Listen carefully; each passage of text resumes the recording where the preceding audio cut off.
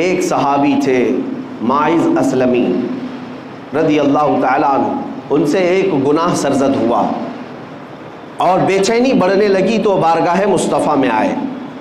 صحابہ بیٹھے تھے اور عرض کیا یا رسول اللہ صلی اللہ علیہ وسلم مجھ سے خطا ہو گئی ہے۔ حضور نے فرمایا بتاؤ کیا غلطی ہوئی، کیا خطا ہے؟ انہوں نے کہا بتا نہیں سکتا، سب کے سامنے بتانے میں مجھے شرم محسوس ہوتی ہے۔ حضور اکرم صلی اللہ علیہ وسلم نے فرمایا بتاؤ تو صحیح، تمہارے متعلق علاج بتایا جائے گا۔ اب مجھے آپ کو یہی بتانا ہے کہ صحابی رسول ہیں، ایمان کے اعلیٰ درجے پر ہوتے ہیں صحابی۔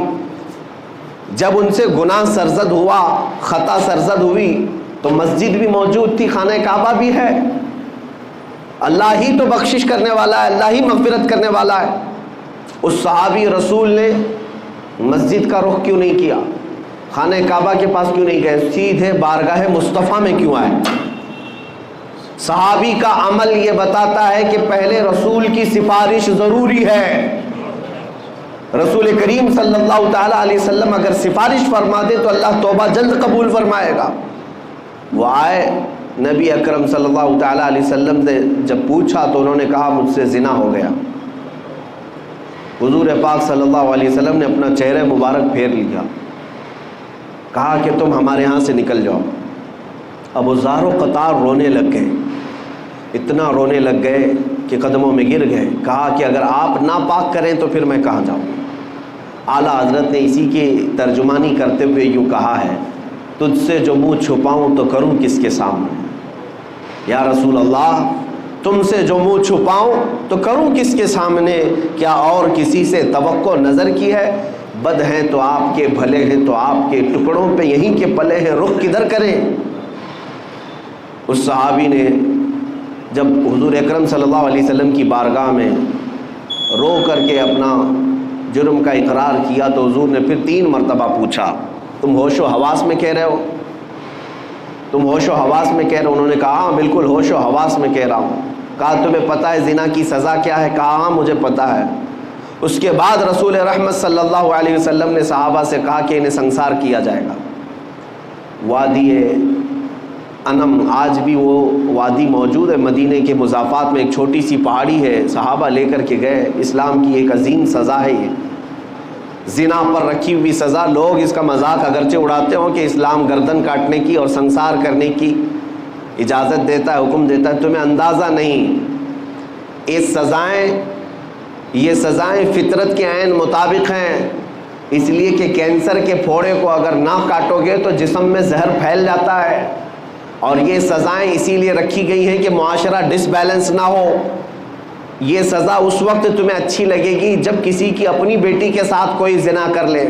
ہم نے ان لوگوں کے بارے میں بھی سنا ہے جن کا تعلق اسلام سے نہیں ہے، لیکن جب ان کے گھروں کی بچیوں کا ریپ ہوتا ہے تو وہ اعلاناً یہ کہتے ہیں کہ ہماری بچیوں کے ریپسٹ کو اسلام جو سزا دیتا ہے وہی دی جائے۔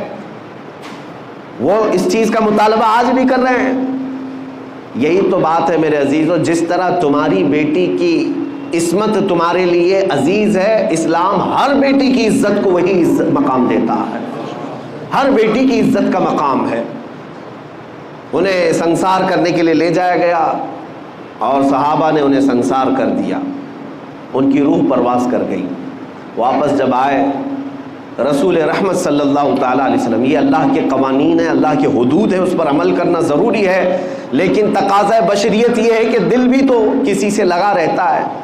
حضور پاک صلی اللہ تعالیٰ علیہ وسلم غمگین تھے، آنکھوں سے آنسو تھے، حضور گئے نہیں تھے۔ صحابہ جب آئے تو حضور نے پوچھا میرے ماعز کو جب مار رہے تھے تم لوگ تو وہ کیا کہہ رہے تھے؟ تو صحابہ نے کہا یا رسول اللہ، ان کو جب مارا جا رہا تھا تو وہ یہ کہہ رہے تھے ترحم لنا یا رسول اللہ، اے اللہ کے رسول مجھ پر رحم کر دیجیے۔ انہوں نے خود سے اقرار کر کے وہ سزا کو لیا ہے، زبردستی پکڑ کر کے ان کو سزا نہیں دی گئی۔ ماعز اسلمی جانتے تھے کہ اگر میں دنیا کی سزا لے لوں گا تو محفوظ، اگر قیامت کی سزا کا انتظار کیا تو اس سے 99 گنا زیادہ سزا ہو سکتی ہے۔ وہ صحابی جانتے تھے، اسی لیے دنیاوی سزا کو انہوں نے ترجیح دی، خود سے قبول کیا کہ مجھے یہی سزا دو، آخرت کی سزا کا میں انتظار نہیں کرنا چاہتا۔ بہرحال بات یہ ہے کہ وہ بارگاہ مصطفیٰ میں گئے، سزا تو ہوئی، لیکن جیسے ہی ایک صحابی نے بڑھ کر کے کہا آقا میرے ہاتھ میں اونٹ کی ایک ہڈی تھی، میں نے وہ لے کر کے ماعز کی کھوپڑی پر مارا تو ان کی کھوپڑی پھٹ گئی اور خون میرے جسم پر آ کر گرا، تو میں یہ سوچ کر کے ہٹ گیا کہ گنہگار کا خون ہے، میرے آقا کو جلال آ گیا، کھڑے ہو گئے، کہا اپنے جملوں کو واپس لو، وہ میرے دربار میں آ کر توبہ کر کے گیا ہے، یہ سزا جو دی جا رہی تھی وہ حدود قائم رکھنے کی سزا ہے، نظام عدل ہے، یہ قانون ہے، لیکن تم نے کیسے کہا کہ وہ گنہگار کا خون تھا، پاپی کا، خطا کار کا خون تھا، تم اپنا جملہ واپس لو، اس لیے کہ ابھی جبرائیل امین میرے پاس آئے تھے اور یہ بشارت دے کر کے گئے یا رسول اللہ آپ کے ماعز نے ایسی توبہ کی ہے کہ اس کے عوض اللہ نے پورے مدینے والوں کے گناہ معاف کیے۔ عزیزان گرامی، یہ واقعہ میں نے اس لیے عرض کیا کہ بارگاہ مصطفیٰ میں جو ایک بار پہنچ جائے مولا کریم اس کے بھی گناہ معاف کرتا ہے، اس کے متعلقین کے بھی گناہ معاف فرماتا ہے، اسی لیے ہمارے لیے آج بھی وہ دربار کھلا ہوا ہے۔ اب بات آتی ہے صحابہ تو گئے حضور کے پاس، جب کبھی ان سے خطائیں ہوئی حضور کے پاس گئے، کیونکہ قرآن کہتا ہے آیت پر عمل ہے وَلَوْ أَنَّهُمْ إِذْ ظَلَمُوا أَنفُسَهُمْ جَاءُوكَ، جب مومنین اپنی جانوں پر ظلم کریں تو یا اے رسول یہ آپ کے پاس آ جائیں۔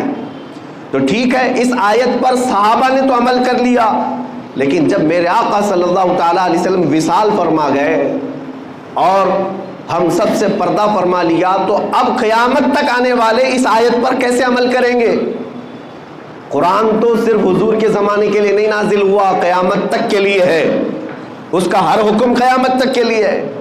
اب اس آیت پر ہم اور آپ کیسے عمل کریں گے؟ مثال کے طور پر گناہ ہم سے بھی ہوئے، آپ سے بھی ہوئے، اور قرآن کہتا ہے جب گناہ زیادہ ہو جائیں تم سے تو جاؤ رسول کے دربار میں، رسول کے دربار میں۔ اب مان لیا کہ مدینہ کے دربار میں ہر ایک گنہگار کو پہنچنا ضروری ہوتا تو آج کے حالات بتا رہے ہیں کہ ہر غریب اور ہر امیر نہیں پہنچ سکتا، حالات الگ مختلف ہوتے ہیں، اور آج تو حج اور عمرے اس قدر مہنگے ہو گئے کہ ایک عام آدمی کے بس سے باہر ہوتے نظر آتے ہیں، اور گناہوں کا تو سیلاب ہمارے پاس ایسا ہے کہ ہر مہینے جائیں تو بھی کم ہے۔ تو بارگاہ مصطفیٰ میں جانے کا حکم تو آیا، لیکن جائیں کیسے؟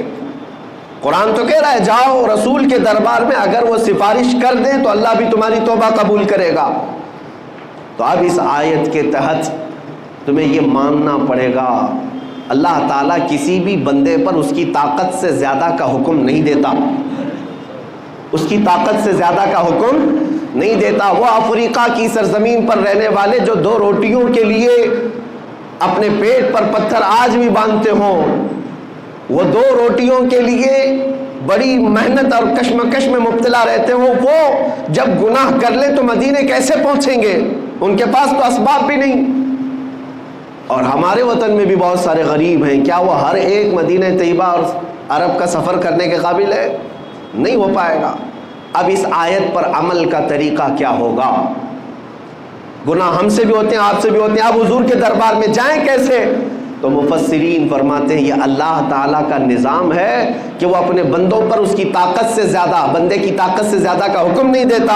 آج اگر ممبئی کی سرزمین پر تم بیٹھے، دلی کی سرزمین پر تم بیٹھے، غریب ہو، اسباب نہیں، استطاعت نہیں، گناہ ہو گئے، خطائیں ہو گئیں، اب مجھے اپنی توبہ کے لیے بارگاہ مصطفیٰ میں جانا ہے لیکن اسباب نہیں، تو اللہ تعالیٰ کی اس آیت پر عمل کا طریقہ یہ ہوگا کہ جس دن تمہیں احساس ہو جائے مجھے توبہ کرنا ہے، کسی بھی گوشے میں بیٹھ جاؤ، آنکھیں بند کر لو اور میرے مصطفیٰ کو حاضر و ناظر تصور کر لو، اس آیت پر عمل ہو جائے گا۔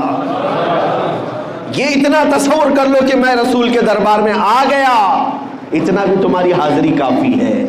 پیدل چل کر کے یا پلین میں جا کر کے یا کسی بھی طرح سے مدینے میں جسمانی طور پر پہنچ جانا ہی ضروری نہیں، تم جس مقام سے بھی میرے مصطفیٰ کو پکارو گے تو یہ حاضری تمہاری مقرر کر لی جائے گی اور اس آیت پر تمہارا عمل مانا جائے گا۔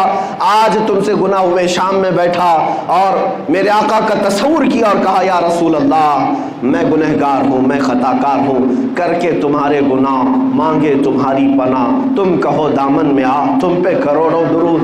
اعلیٰ حضرت بریلی شریف میں بیٹھ کر کے ہی تو یہ تمنا کر رہے تھے، گندے نکمے کمی، مہنگے ہے کوڑی کے تین، کون ہمیں پالتا، تم پہ کروڑوں درود، بے ہنر و بے تمیز کس کو ہوئے ہیں عزیز، ایک تمہارے سوا، تم پہ کروڑوں درود۔ بارگاہ مصطفیٰ میں جب بندہ یہاں سے آرزو کرتا ہے، تمنا کرتا ہے، تو میرے مصطفیٰ کریم صلی اللہ تعالیٰ علیہ وسلم وہی مدینے سے اللہ کی بارگاہ میں اس بندے کی سفارش کرتے ہیں، مولا فلاں بن فلاں نے مجھے آج پکارا ہے، فلاں کا بیٹا گناہوں سے توبہ کرنے کے لیے بڑی دور سے مجھے پکارا ہے اور میں اس کی سفارش کر رہا ہوں، مولا تو اس کی توبہ قبول کر لے۔ عزیزان گرامی وقار، حج پر ہر ایک کا جانا ممکن تو نہیں لگتا، لیکن بارگاہ مصطفیٰ میں ہر ایک کا پہنچنا ممکن ہے۔